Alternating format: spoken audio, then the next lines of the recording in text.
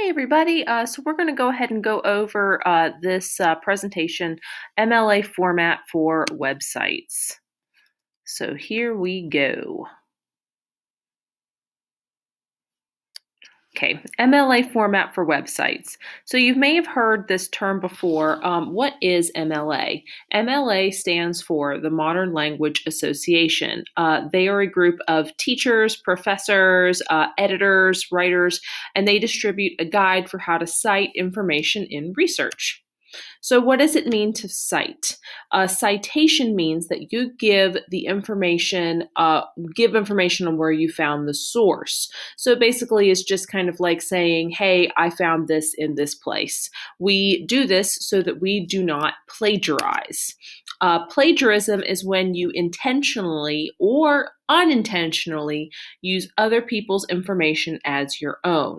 So you can definitely plagiarize and not even know that you're doing it. So that's why we want to know the rules and be really careful about it.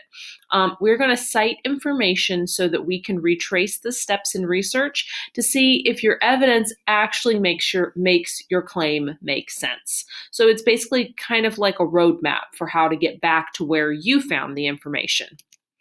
There are two ways that you will need to cite this information.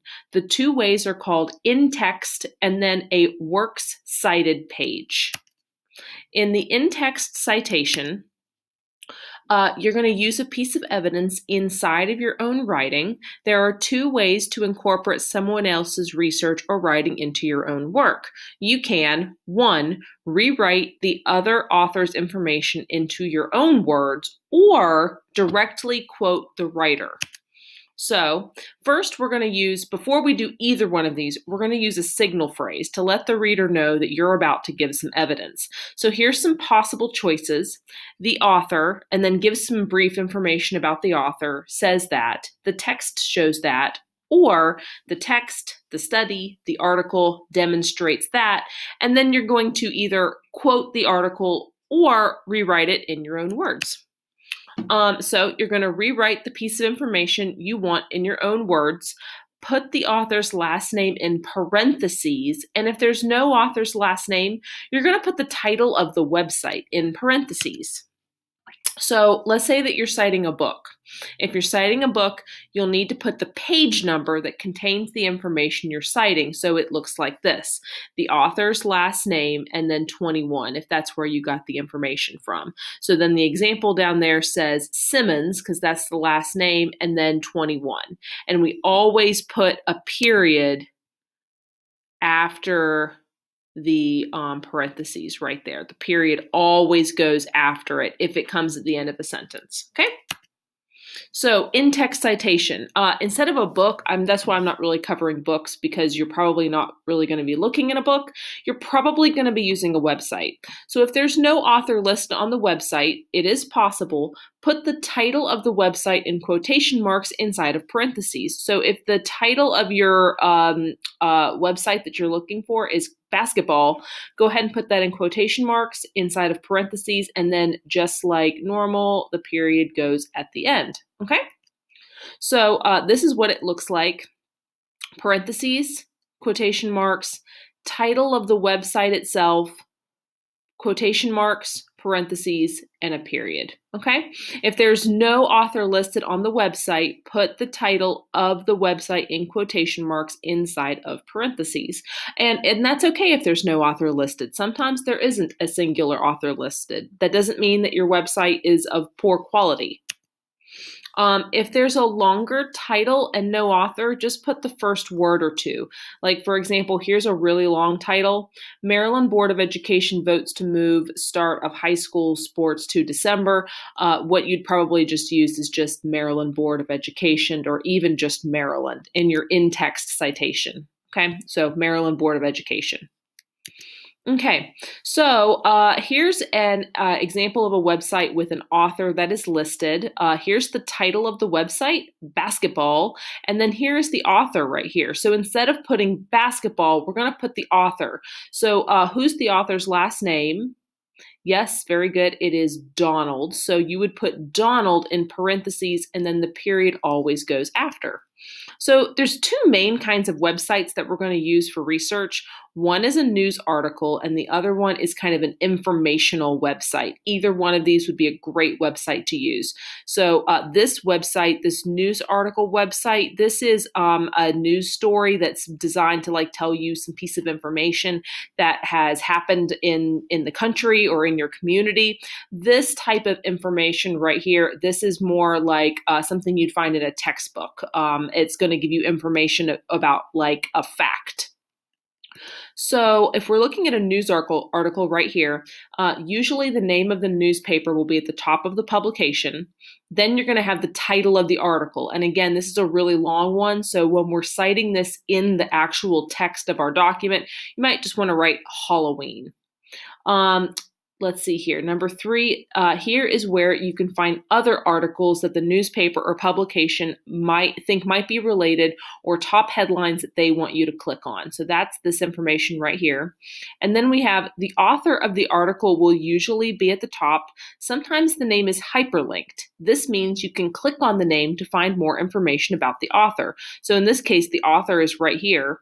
And the article will usually start after the author's name and the date of update. So it starts right down here. Okay. Now, if we're looking at an informational article, the publisher of the information is usually going to be at the top. So it might be like History Channel or A&E or Encyclopedia Britannica, something like that. And then we're going to have what's called a container. So this is kind of like the bucket where all the information goes to, and it's going to be right here at the top. And then the title of the website is going to be right here. And the title of the website just happens to be the same as the container. Okay. When a company publishes information, they often don't cite an individual author. So that's why there's no author here. And that's okay. It doesn't mean the information is bad necessarily. It just means that we just leave out that information when we cite our sources. Okay. So if you can't find the last date of update and you've deemed the information to be credible, so you've done the Crapo test rubric analysis on this, and it's a good website, we're going to look for a copyright date there at the bottom, and we see 2020. So it looks like it's pretty recent. Some websites like history.com will actually give you how to cite the information at the bottom of the page. So that's pretty easy right there. So, in-text citation, you have to cite anything that is not common knowledge. When in doubt, go ahead and cite it. In-text citation, let's say you want to use this as evidence, okay? So you have this piece of an article right here, and you want to use it as evidence in your paper or in your speech about basketball. You can paraphrase the information into your own words or quote it directly. Paraphrase means that you rewrite it. Quote it means you write down the exact words word for word. So you're going to start again with a signal phrase, according to the Encyclopedia Britannica, and then this is what a paraphrase would look like. So I rewrote this in my own words. The only sport to ever be invented in the United States was basketball. It was created by James Naismith, a physical education teacher who used peach baskets as goals, and I still have to cite it even though I got it from someplace.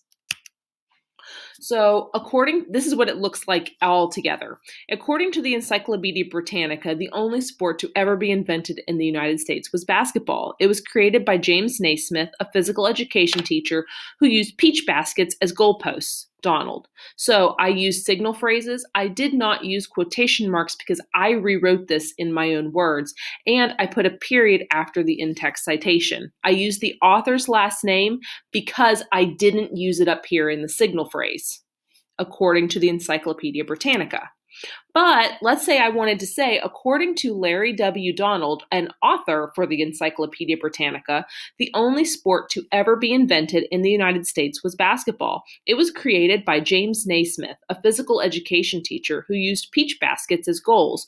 So in the signal phrase up here, I went ahead and used his name, which means I don't have to cite him at the end. So just different ways to handle this. You can do it whatever way you like, though.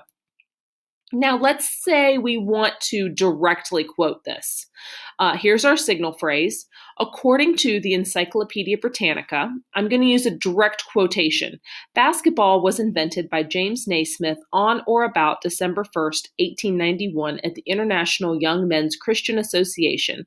For the first game of basketball in 1891, Naismith used goals, 2 half-bushel peach baskets, which gave the sport its name. So, and then my in-text citation down there would be parentheses Donald, parentheses period. Okay, so in-text citation, and this is with a quotation mark that I exactly used. According to the Encyclopedia Britannica, basketball was invented by James Naismith. The article goes on to explain that for the first game of basketball in 1891, Naismith used goals, 2 half-bushel peach baskets, which gave the sport its name.